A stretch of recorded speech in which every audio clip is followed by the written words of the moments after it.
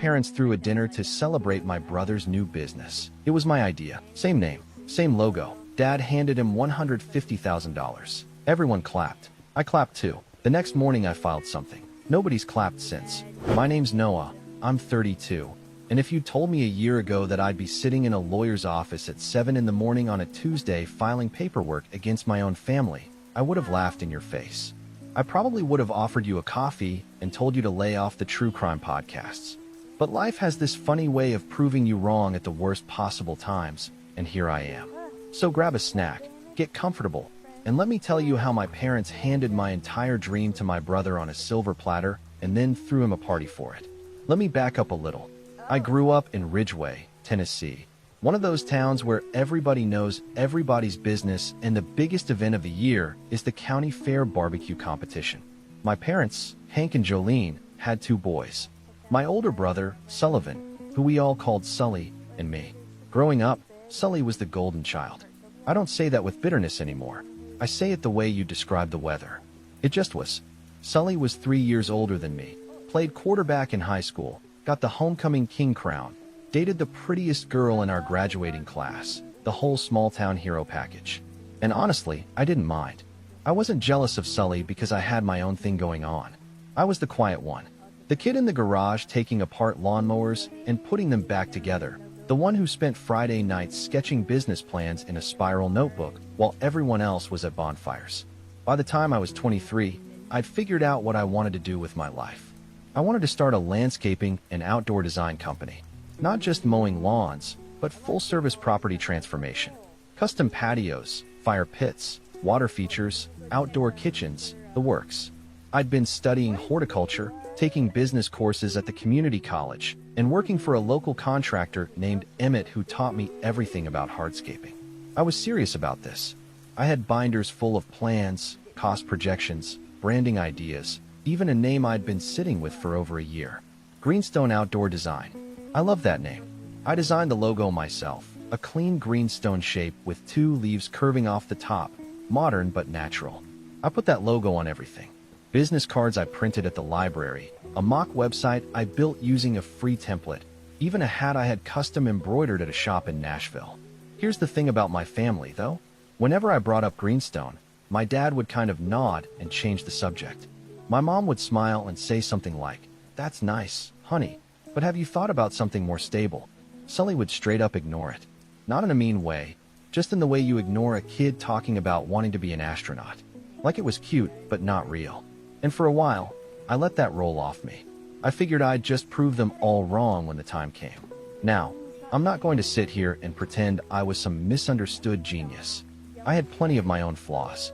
I was stubborn, I was bad at asking for help, and I had a habit of disappearing into my work and forgetting to be a normal human being for days at a time. But the one thing I had going for me was that when I decided I was going to do something, I did it. No shortcuts, no half measures. I spent the next several years grinding. I got my contractor's license at 25. I took out a small personal loan to buy equipment, a truck, a trailer, basic tools. I started doing side jobs on weekends, building patios for neighbors, designing garden layouts for people at church. Every single project I completed, I documented. Photos, client testimonials, cost breakdowns. I was building a portfolio and a reputation before I even officially launched. Emmett told me I was one of the most disciplined young guys he'd ever worked with. And coming from a man who'd been in the industry for 30 years, that meant the world to me. When I was 28, I finally felt ready. I had enough savings for a real launch. I'd registered the name Greenstone Outdoor Design with the state, set up the LLC, got the EIN, opened a business bank account, built a professional website, the whole 9 yards. I even had 3 clients lined up before I officially opened. I was so proud of myself that I decided to tell my family at Sunday dinner, which was a tradition at my parents' house. Every Sunday, rain or shine, the whole family sat down at that big oak table in my mom's dining room and ate together. So I showed up that Sunday with a folder. I had printouts of the website, the logo, the business plan summary, projected revenue for the first 2 years. I waited until dessert because I wanted everyone relaxed and in a good mood. Then I cleared my throat and said, "Hey, I've got some news. I'm officially launching my business. Greenstone Outdoor Design." I slid the folder across the table toward my dad. My mom picked it up first. She flipped through it, smiled politely, and said, "Oh, this looks very professional, Noah." My dad glanced at it for about 4 seconds, nodded, and said, "Well, good luck with that, son." Then he turned to Sully and asked him about his fantasy football draft. That was it. That was the entire reaction. No questions about how it worked, no excitement, no congratulations, nothing. Sully didn't even look at the folder. He just kept eating his pecan pie and talking about wide receivers. My uncle Cordell, who was visiting that week, actually leaned over and flipped through a few pages. He said, "This looks sharp, Noah. Real professional." My dad gave Cordell this look like he'd just complimented the neighbor's lawn, and the conversation moved on. I drove home that night feeling like I'd swallowed a rock. My girlfriend at the time, Waverly, was waiting on the couch when I got back. She took one look at my face and said, "They didn't care, did they?" I shook my head. She pulled me into a hug and told me something I've never forgotten. She said, "Noah, you don't need their applause. You need your own." And she was right. So I poured myself into the business. For the next 3 years, Greenstone grew slowly but steadily. I did good work, word spread, and by the time I turned 31, I had a small crew of 3 guys working with me, a solid client list, and revenue that was finally making the business feel real. I wasn't getting rich, but I was building something. I was proud of it every single day. Then came the dinner. My mom called me on a Wednesday evening and said she was hosting a special family dinner that Saturday. She sounded excited, which was unusual for her because Jolene doesn't get excited about much besides church fundraisers and Hallmark movies. She said it was to celebrate Sully's new business venture and that Dad had been helping him get it off the ground. She said it was going to be a big night and that I should be there to support my brother. I said, "Sure, Mom, I'll be there." I didn't think much of it. Sully had bounced around jobs for years. He'd sold cars, managed a gym for about 6 months, tried real estate, and briefly got into flipping furniture on social media before giving that up too. Whatever his new thing was, I figured it'd last about as long as the others. I was happy to show up, eat some food, and clap for my brother. I had no idea what I was walking into. That Saturday, I pulled up to my parents' house and immediately noticed something was different. There were cars everywhere, not just family cars. I'm talking about my parents' neighbors, my dad's buddies from the Elks Lodge, my mom's church friends, even my Uncle Cordell and Aunt Bethany, who lived 2 hours away in Knoxville. This wasn't a family dinner. This was an event. I walked in through the side door like I always did, and the house was packed. My mom had set up a buffet in the kitchen, there were balloons in the living room, and someone had hung a banner over the fireplace. I stopped dead in my tracks when I read it. It said, in big green letters, "Congratulations, Sully, Greenstone Outdoor Designs." Designs, with an S. But the logo underneath it, the logo on that banner, was my logo. The stone with the 2 leaves. My design. My work. Staring back at me from a banner celebrating my brother. I stood there for what felt like 10 minutes, but was probably about 15 seconds. My chest got tight. My ears started ringing. I felt like I was watching the whole scene from outside my own body, like I'd accidentally walked into the wrong dimension where everything looked familiar, but nothing made sense. Sully came around the corner wearing a polo shirt with the logo embroidered on the chest. My logo, on his chest. He saw me and grinned like nothing was wrong and said, "Hey little brother, glad you could make it. Come check this out." He grabbed my arm and pulled me toward the dining room where my dad was standing next to an easel with a presentation board on it. The board had photos of landscaping projects on it. Some of them were stock photos. Some of them, and I am not exaggerating, were photos from my own website. My dad tapped a fork against his glass, and the room got quiet. He cleared his throat and gave a little speech. He said that Sully had come to him a few months ago with a brilliant business idea, an outdoor design and landscaping company. He said Sully had done his research, put together a business plan, and showed real entrepreneurial spirit. Then my dad said that he and my mom had decided to invest in Sully's future, and he handed Sully a check, $150,000. The room erupted. People were clapping, cheering, patting Sully on the back. My Aunt Bethany had tears in her eyes. My mom was beaming like she'd just watched her son win the Nobel Prize. $150,000. I want you to sit with that number for a second. $150,000. For a business that had my name on it. My logo. My concept. My years of work repackaged and handed to my brother with a check that was worth more than everything I'd earned in 3 years of backbreaking labor combined. I stood in the corner of that dining room holding a plate of food I couldn't eat and watched my family celebrate my brother for stealing my life's work. And the worst part, the part that still makes my stomach turn when I think about it, is that nobody in that room thought anything was wrong. Not one person looked at me and said, "Wait, doesn't Noah already do this?" Not one. Waverly wasn't with me that night. She'd had a work thing and couldn't make it. I've thanked the universe for that 100 times because I don't know what she would have done, and honestly, it might have involved flipping a table. After my dad's speech, I pulled Sully aside in the hallway. I kept my voice low because I didn't want to make a scene. I said, "Sully, what is this?" He looked at me like I'd asked him what color the sky was. He said, "What do you mean? It's my business." I said, "It's called Greenstone. That's my company's name. That's my logo." He laughed. Actually laughed. He said, "Come on, Noah, it's not that serious. Names are just names. Besides, yours is Greenstone Outdoor Design. Mine is Greenstone Outdoor Designs. Plural. Totally different." I felt my hands shaking. I said, "Sully, you used my logo. You used photos from my website. You took everything I built and put your name on it." He put his hand on my shoulder like he was comforting a child and said, "Look, I'm not trying to compete with you. You do your little thing and I'll do mine. There's room for both of us." Then he walked away and went back to accepting congratulations. I found my dad in the kitchen refilling his drink. I said, "Dad, do you realize what just happened?" He looked at me and said, "What are you talking about?" I said, "That's my business. Greenstone is my company. I showed you the plans years ago." He waved his hand dismissively and said, "Noah, your brother has a real shot at making something of himself here. Don't be petty about a name. You should be happy for him. Don't be petty about a name. 3 years of building a business from nothing. A name I registered with the state. A brand I poured my soul into. And my father called me petty." I went to find my mom. She was in the living room showing the presentation board to her friend Rosalind. I pulled her aside and said, "Mom, you know I already have a company called Greenstone, right?" She blinked at me and said, "Well, yes, honey, but Sully's is different. He's going to do the big commercial projects. You just do the small residential stuff. It's not the same thing. It's not the same thing." The logo was literally identical. The name was one letter off. And my mother stood there and told me it wasn't the same thing. I left. I didn't say goodbye to anyone. I walked out through the side door, got in my truck, and sat in the driveway for a long time. I watched through the window as my family laughed and celebrated inside. I could see the banner. I could see the balloons. I could see my dad shaking Sully's hand and pulling him into a hug, the kind of hug he'd never once given me over anything I'd accomplished. I drove home on autopilot. When I got there, I sat on the edge of the bed and called Waverly.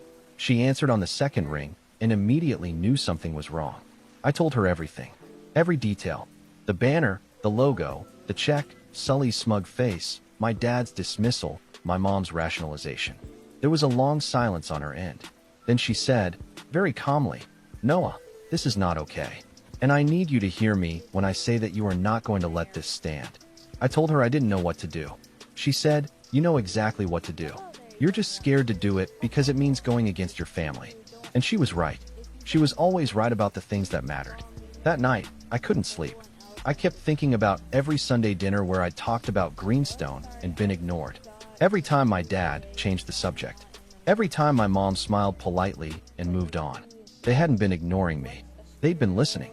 They'd been taking notes. And then they'd given everything, the concept, the brand, the financial backing I never got, to the son they actually believed in, the one they thought deserved it. I lay there in the dark staring at the ceiling, and something inside me shifted. It wasn't anger exactly. It was clarity. The kind of clarity you get when you finally stop making excuses for people who don't deserve them. I realized that I had spent my entire life trying to earn something from my parents that they were never going to give me. Their respect, their belief, their investment, not in a business, in me. And now they'd taken the one thing I'd built entirely on my own and given it to someone else. And they expected me to smile about it. I didn't smile. I got up at 5 in the morning, made a pot of coffee, sat down at my kitchen table, and started making a list. The weeks after that dinner were some of the hardest of my life, and not just emotionally. Sully moved fast. Within 2 weeks, he had a website up. A real one, Not the free template kind I'd started with, but a professionally designed site with slick animations and drone footage of properties that I'm pretty sure he pulled from stock video sites. He had business cards printed, a wrapped truck, and a social media presence that looked like it was run by an actual marketing team.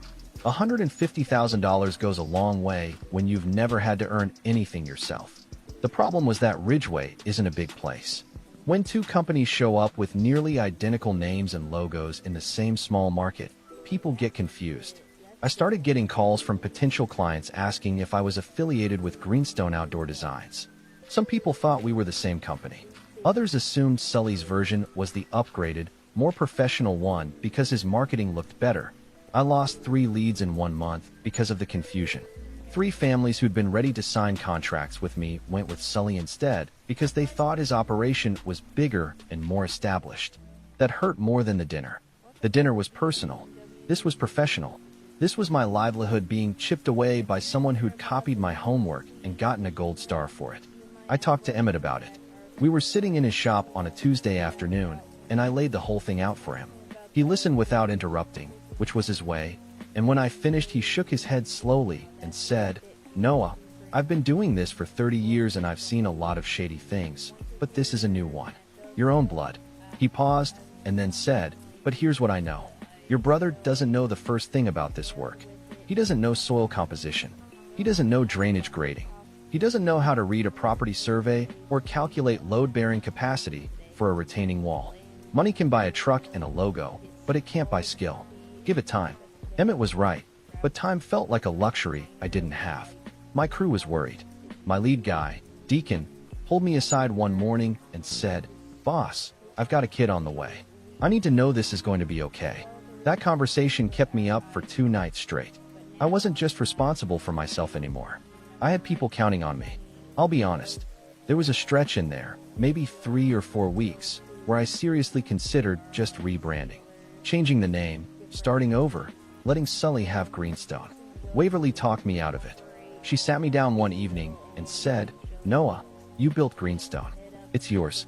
It was yours before your brother ever heard the word landscaping, and it will be yours long after he moves on to whatever shiny thing catches his eye next.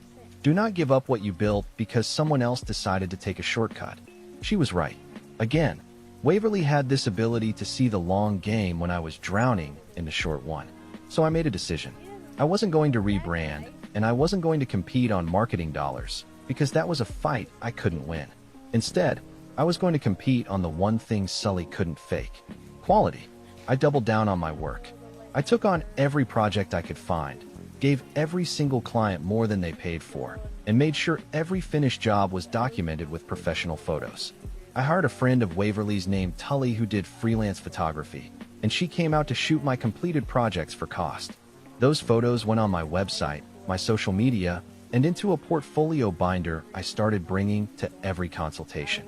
I also started networking harder than I ever had. I joined the local Chamber of Commerce, showed up to every community event, sponsored a Little League team, and volunteered to do a free patio build for a family whose house had been damaged in a storm. That one got picked up by the local paper, and suddenly Greenstone Outdoor Design, the real one, was getting attention for the right reasons. Slowly, things started to turn. Clients who'd gone with Sully started calling me, not to hire me at first, but to ask for help. Turns out Sully's operation was all surface and no substance.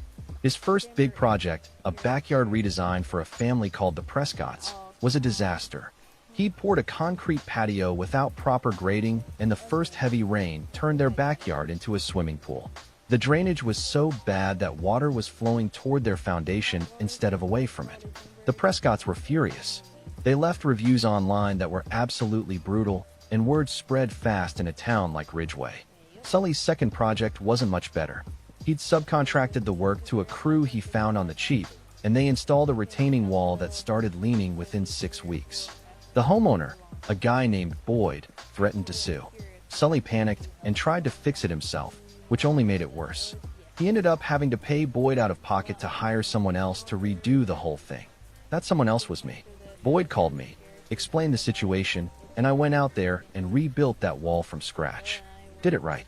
Boyd became one of my best referral sources. By month 4, the tide had completely turned. Sully's company was hemorrhaging money and reputation. My company was growing. I picked up 2 commercial contracts, one for a restaurant patio and one for an office park courtyard, that were bigger than anything I'd done before. Deacon and I hired 2 more guys. I finally had enough revenue to lease a proper workshop space instead of working out of my garage. During this time, I also did something I should have done years ago.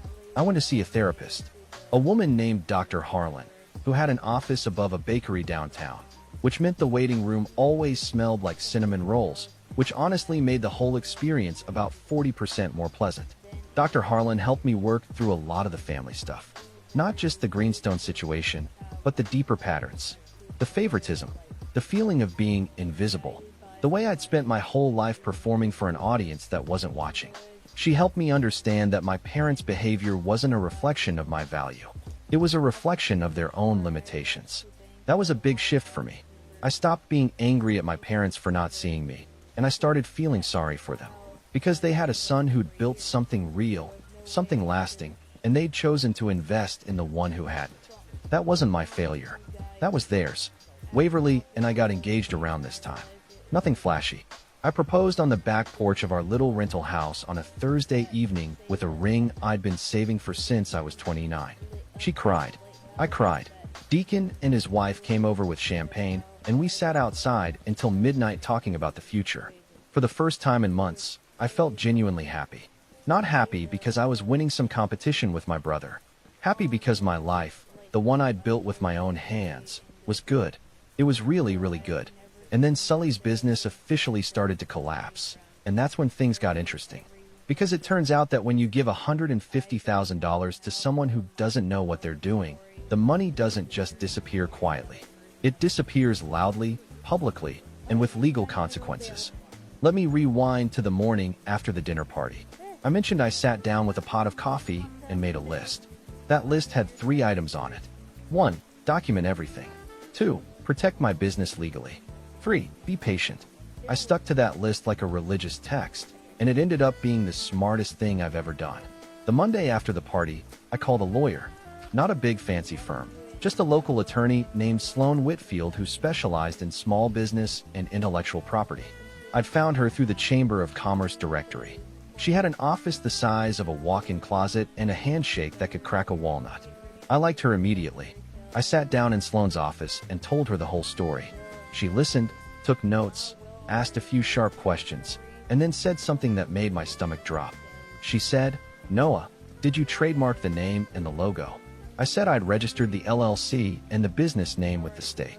She shook her head and said, "That's not the same thing. A state registration doesn't give you trademark protection. But here's the good news. You've been using this name and this logo in commerce for over 3 years. Under common law, you have established prior use. Your brother just started using it. That gives us a foundation." Sloan explained that even without a federal trademark, the fact that I'd been operating under the Greenstone name for years, with a documented history of clients, marketing materials, and public use, gave me significant legal standing.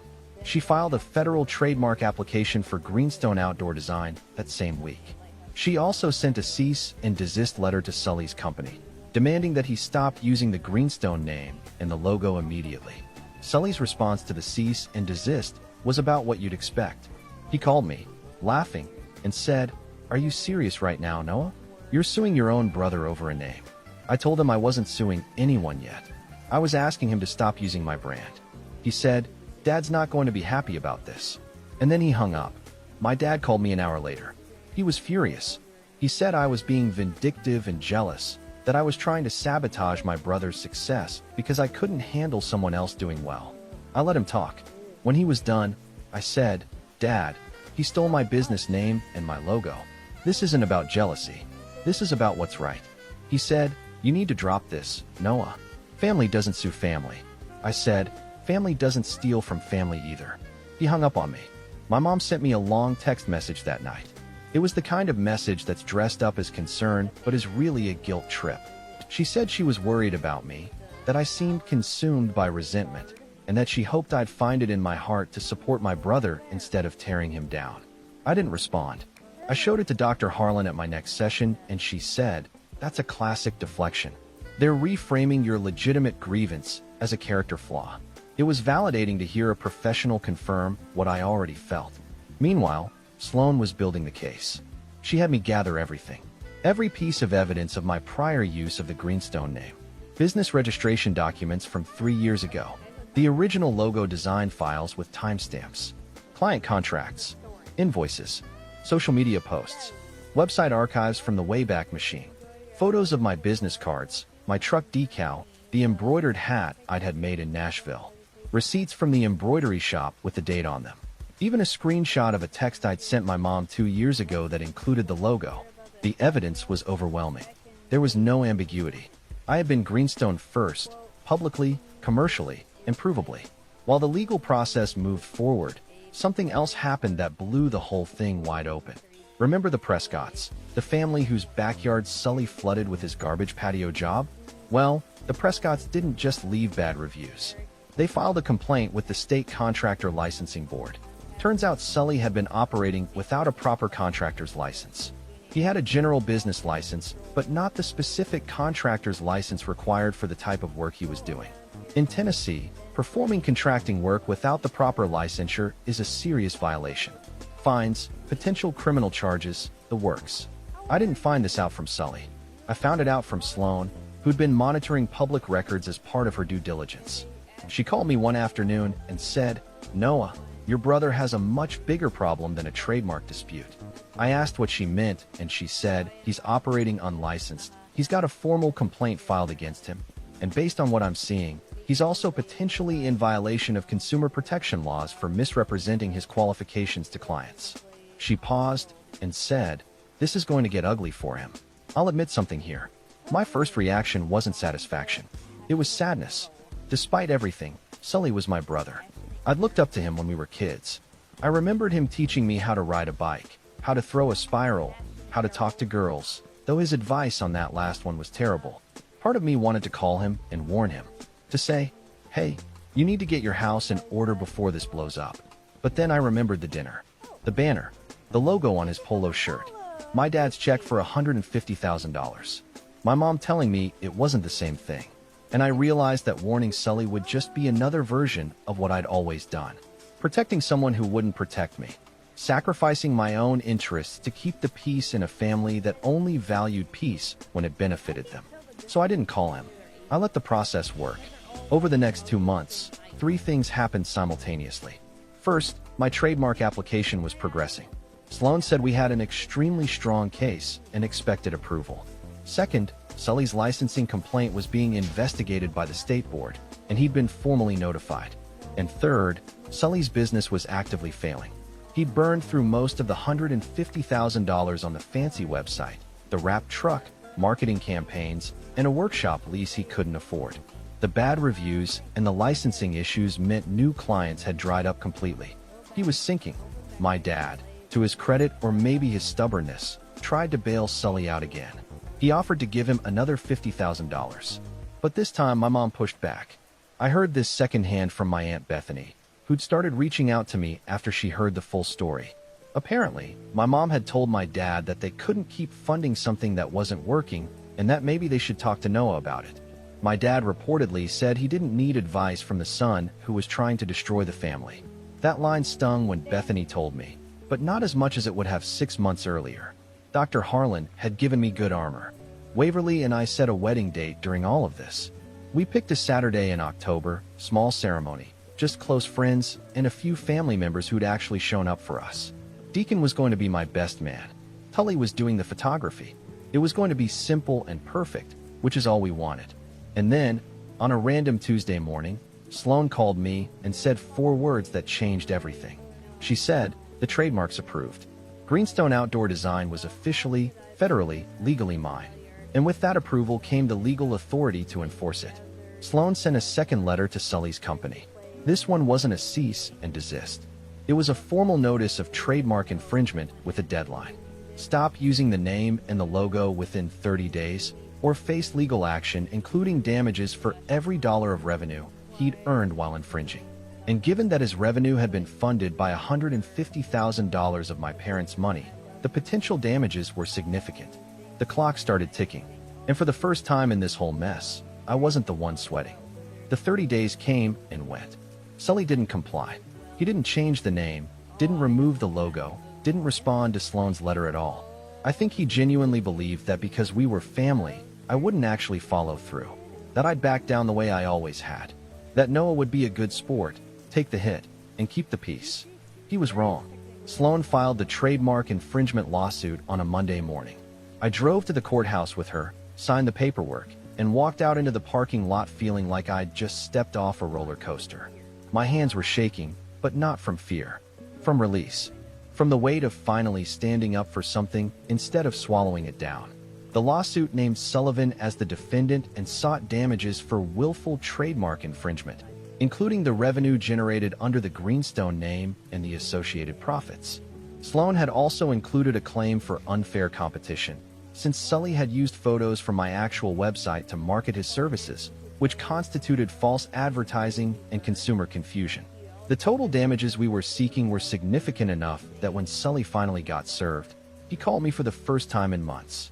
And this time, he wasn't laughing. He said, "Noah, what the heck is this?" I said, "It's a lawsuit, Sully. I told you to change the name." He said, "You can't be serious. Dad is going to lose his mind." I said, "This isn't about Dad. This is about you taking something that was mine and refusing to give it back." There was a pause, and then he said something that almost made me feel sorry for him. He said, "I don't have the money to fight this." I said, "Then don't fight it. Just change the name." But Sully, being Sully, didn't take the easy way out. He went to my dad, and my dad, being my dad, hired a lawyer to represent Sully. A guy named Riggins from Nashville who charged $300 an hour and wore suits that cost more than my first truck. My dad was doubling down. He was going to fund Sully's legal defense the same way he'd funded Sully's business, with money and misplaced confidence. The discovery phase was brutal for Sully's side. Sloane was methodical. She subpoenaed everything: business records, financial statements, communications, marketing materials, the works. What came out was devastating. Sully's own email showed that he'd pulled the Greenstone name directly from my website. There was a message to a graphic designer where Sully had literally attached my logo and said, "Make it look like this, but just tweak it a little." The designer had written back asking if the original was his, and Sully had responded, "Yeah, it's a family thing. Don't worry about it." A family thing. That's what he called stealing 3 years of my work. A family thing. Riggins, the expensive lawyer, took one look at the discovery evidence and reportedly told my dad that the case was unwinnable, that the evidence of prior use was rock solid, that the email to the graphic designer was essentially an admission, and that continuing to fight would only increase the damages. My dad apparently argued for a while, but even Riggins wouldn't sugarcoat it. He recommended they settle. Sully's side came to the table in December. The settlement negotiations took about 2 weeks. Here's what we landed on. Sully was required to immediately cease all use of the Greenstone name and logo. He had to take down his website, remove the truck wrap, destroy all printed materials, and issue a public correction on his social media accounts clarifying that his company was not affiliated with Greenstone Outdoor Design. He also had to pay me $45,000 in damages, which Sloane calculated based on the revenue I'd lost due to customer confusion during the months we'd been operating simultaneously. That $45,000 came out of what was left of my dad's original investment, which by that point wasn't much. The licensing board also came down on Sully around the same time. He was fined $12,000 for operating without proper licensure and was barred from applying for a contractor's license for 2 years. The Prescott's complaint had triggered an investigation that uncovered 2 additional clients who'd filed grievances. Sully's brief career in landscaping was over before it ever really started. The fallout with my family was exactly what you'd expect. My dad didn't speak to me for 3 months. My mom sent me one text that said, "I hope you're happy, Noah." I didn't respond to that one either. Sunday dinners stopped being a thing for me, which honestly was a relief. Those dinners had been more obligation than joy for years. But here's the part that surprised me. About 4 months after the settlement, my Aunt Bethany called and said my dad was struggling. Not financially, but emotionally. The whole situation had forced him to confront something he'd been avoiding for a long time, which was that he'd bet on the wrong son. Not because Sully was a bad person, but because Sully had never been held accountable for anything in his life, and my dad's constant rescuing was the reason why. Bethany said my mom had started going to a family therapist and that my dad had gone to one session, which for Hank was roughly the equivalent of climbing Everest in flip-flops. I didn't rush to reconcile. Dr. Harlan and I had talked about this possibility, and she'd helped me set boundaries for what reconciliation would need to look like. It couldn't be me apologizing for standing up for myself. It couldn't be a rug sweep. It had to be real. It took almost 6 months, but eventually my mom reached out. Not with a guilt trip this time, with an actual apology. She called me one evening and said, "Noah, I owe you an apology, and I don't want to do it over text.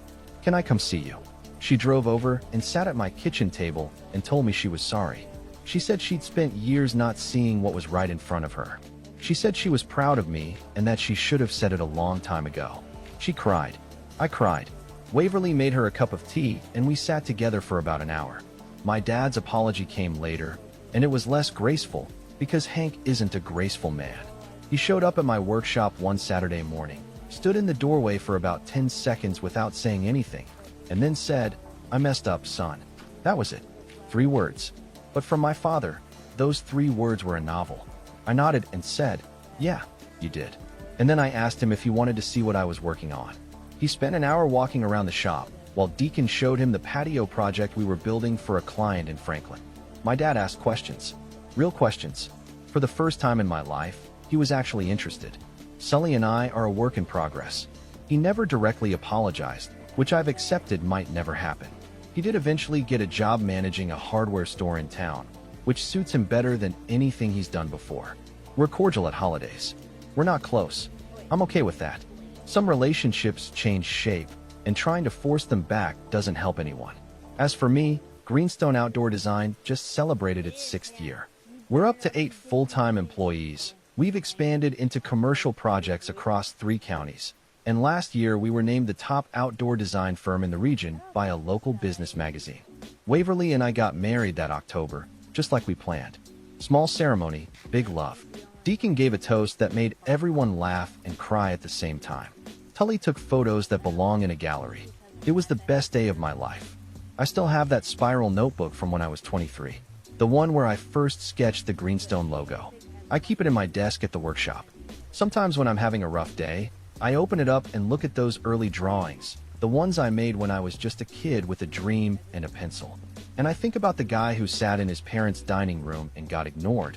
And I think about the guy who's sitting here now, running a real company with his name on it. Same guy, different chapter. Nobody handed me a check. Nobody threw me a party. Nobody clapped. But I built it anyway. And if you're out there right now, working on something that nobody in your life takes seriously, let me tell you what Waverly told me all those years ago. You don't need their applause. You need your own. So keep building. Keep going. The right people will see it eventually. And if they don't, build it anyway.